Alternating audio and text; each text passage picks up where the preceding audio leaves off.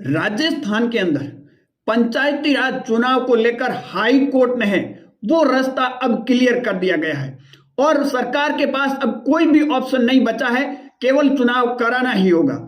हालांकि सरकार ने चुनाव डिले करने की भरपूर कोशिश की, तो दूसरी ओर चुनाव लड़ने वाले उम्मीदवारों को भी यहाँ बड़ा झटका है वो लगने वाला है।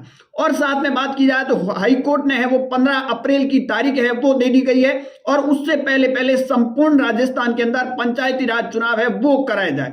साथ में पंचायती राज चुनाव नहीं होने की वजह से गांव और ढाणी का जो विकास था वो भी ठप है वो हो चुका है। केंद्र सरकार की तरफ से 3000 करोड़ रुपए जो राशि मिलने वाली थी वो भी रुकी हुई है। राजस्थान की भजनलाल की सरकार ने चुनाव को डिले करने की काफी कोशिश की, परंतु उसके बाद अब हाई कोर्ट ने वो क्लियर है वो तारीख दे दी गई है कि राजस्थान के अंदर 15 अप्रैल से पहले पहले चुनाव है वो संपन्न कराया जाए। साथ में ही सरकार को जैसे आदेश मिला हाई कोर्ट का, उसके बाद में सरकार के अंदर सरगर्मियां हैं एक बार तेज होगी। दूसरी ओर पंचायती राज चुनाव लड़ने वाले उम्मीदवारों को भी यहाँ बड़ा झटका एक बार लग सकता है।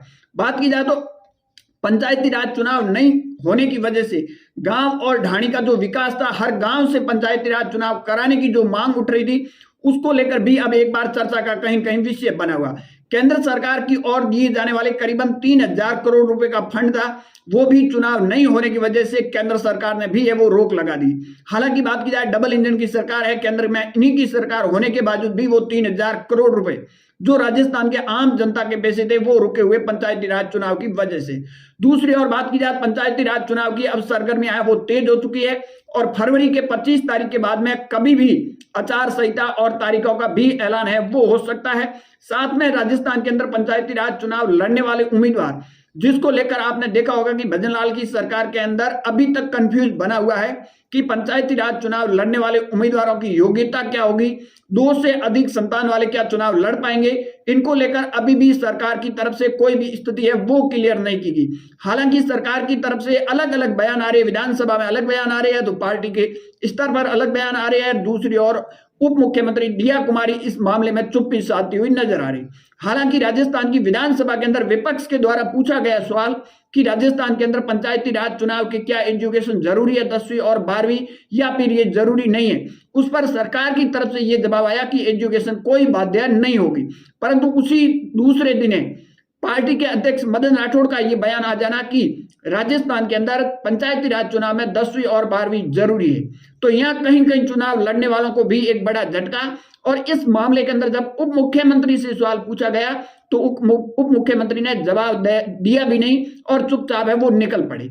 परंतु बात की जाए 2 से अधिक संतान वाले क्या चुनाव लड़ पाएंगे और चुनाव पंचायती राज चुनाव लड़ने के लिए क्या एजुकेशन जरूरी है, क्योंकि बात की जाए भैरू सिंह शेखावत के टाइम में आपने देखा होगा कि 2 से अधिक संतान वाले पंचायती राज के चुनाव है वो नहीं लड़ सकते। हालांकि ये एमएलए और एमपी के ऊपर लागू नहीं किया गया था, इसका हवाला दिया गया था जनसंख्या रोकने के लिए, जनसंख्या जैसे तेजी से बढ़ रही है। परंतु उसके बाद में आपने देखा होगा कि भजनलाल की, अशोक गहलोत की सरकार, वसुंधरा की और अब भजनलाल की सरकार के अंदर पिछले कई दिनों से ये कयास लगाए जा रहे थे कि इसमें बड़ी एक राहत देने की कोशिश की है। 2 से अधिक संतान वाले जो है वो भी क्या चुनाव लड़ सकते हैं और जो अनपढ़ लोग हैं वो क्या चुनाव लड़ सकते हैं। तो इस पर सरकार की तरफ से हालांकि अलग अलग बयान आ रहे हैं, परंतु स्थिति अभी तक क्लियर नहीं हुई है कि 2 से अधिक संतान वाले चुनाव लड़ पाएंगे और एजुकेशन 10वीं और 12वीं अनिवार्य है। इसको लेकर अलग अलग जो बयान आ रहे हैं उससे अभी तक कोई भी स्थिति क्लियर होती हुई नजर नहीं है। परंतु हाई कोर्ट ने अब रास्ता है कहीं कहीं क्लियर कर दिया। सरकार के पास अभी कोई ऑप्शन नहीं बचा है कि पंचायती राज चुनाव को डिले किया जाए। पंचायती राज चुनाव को लेकर हाई कोर्ट ने सख्त कह दिया है कि 15 अप्रैल से पहले पहले वो चुनाव कराया जाए। अब राजस्थान के अंदर 25 फरवरी के बाद में कभी भी चुनाव की तारीखों का ऐलान भी कर सकते हैं और साथ में आचार संहिता भी लग सकती है। आपकी क्या राय है कमेंट सेक्शन जरूर देना। ज्यादा जानकारी के लिए हमारे यूट्यूब चैनल और फेसबुक पेज को जरूर फॉलो कीजिए।